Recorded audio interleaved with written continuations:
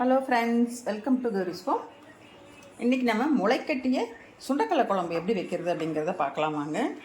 இது நான் வந்து ஒரு நாள் ஃபுல்லாக ஊற வச்சு முளைக்கட்டி இருக்கிறேங்க. 24 மணி நேரம் ஆச்சு. இந்த மாதிரி முளைக்கட்டி வச்சு நான் ஹாட் பாக்ஸில் போட்டு மூடி வச்சிட்டேன். இந்த மாதிரி நல்லா முளைச்சிருக்குது பாருங்கள். இப்போ நான் இது வந்து குழம்பு வைக்க போகிறேன். எப்படி வைக்கிறது அப்படிங்கிறத பார்க்கலாம். இப்போ இதை வந்து ஒரு கழுவிக்கலாம். ஏன்னா 24 மணி நேரம் ஊறினதுனால அதில் வந்து கொண்டக்கடலை கொஞ்சம் பிசுன்னு இருக்கும். அதனால் லைட்டாக ஒரு கழுவிக்கலாம். ரொம்ப போட்டு பிசுக்காமல் ஒரு கழுவி எடுத்து குக்கரில் போடுவோம். இப்போ ஒரு கழுவி நல்லா சின்ன குக்கரில் போட்டு முங்குற அளவுக்கு தண்ணி ஊற்றி இப்போ நான் வேக வைக்கிறேன். ஒரு 5-6 விசில் விட்டு எடுத்துக்கலாம். இப்போ கடுகு கடலைப்பருப்பு நான் போட்டுக்கிறேன். காஞ்சிட்டு இருக்குது, கடுகு வெடிக்குது. இப்போ இது கூட வந்து பெரிய வெங்காயம் ஒன்று கட் பண்ணி வச்சுருக்கிறேன், அதை போட்டுக்கிறேன்.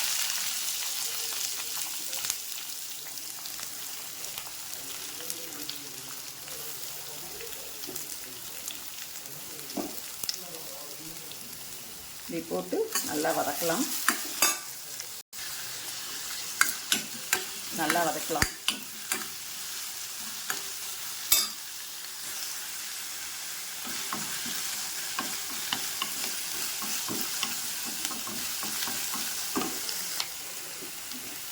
இது கூடயே கட் பண்ணி வச்சுருக்க 2 தக்காளி 2 பச்சை மிளகாய் அதையும் போடுறேன்.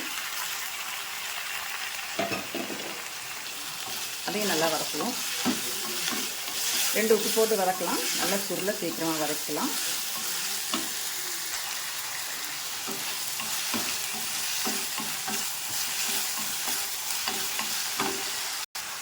ரெண்டு கருவேப்பிலையும் போட்டுக்கிறேன்.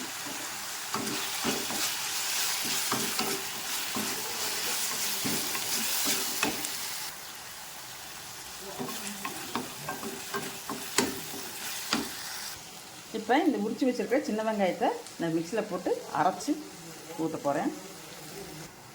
சின்ன வெங்காயத்தை மிக்சி ஜாரில் இப்படி 1க்கு 2 அரைச்சி ஊற்றிக்கலாம். வெங்காயத்தை நல்லா வரைச்சி இந்த மிக்சியில் போட்டு நல்லா 1க்கு 2 அரைச்சி விட்டு இந்த மாதிரி போட்டு அதையும் வச்சு வதக்குவோம்.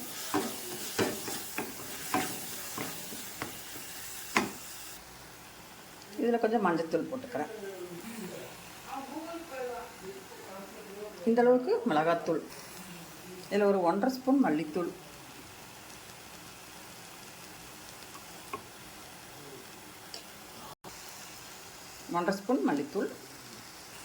இதில் 1 ஸ்பூன் வீட்டில் அரைச்ச மட்டன் மசாலா பொடி. வீட்டிலே அரைச்சதுங்க. மட்டன் மசாலா பொடி வீட்டில் அரைச்சது. யாருக்காவது வேணும்னு சொல்லுங்கள், ரெடி பண்ணி கொடுக்குறேன்.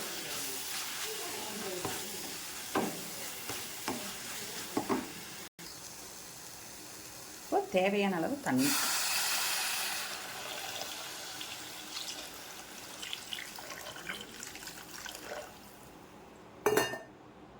தண்ணி விட்டு நல்லா கலக்கிக்கோங்க. கலக்கிட்டு கொதிக்கட்டும். உப்பு பார்த்துக்கோங்க. குழம்பு நல்லா கொதிச்சிட்டு இருக்குது. இந்த டைமில் சுண்டக்கடலை எடுத்து இப்படி போட்டுக்கலாம்.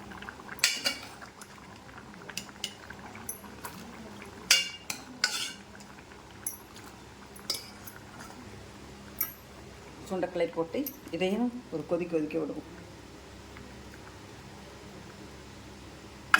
கொதிக்கட்டும். இப்போ மசால் வாசனையெல்லாம் போயிடுச்சான்னு பார்த்துக்கோங்க. பச்சை வாசனைலாம் போயிடுச்சான்னு பார்த்துட்டு கொத்தமல்லி அப்படியே தூவி ஸ்டவ் ஆஃப் பண்ணிவிட்டு அப்படியே கொஞ்சம் நேரம் மூடி வச்சிடலாம்.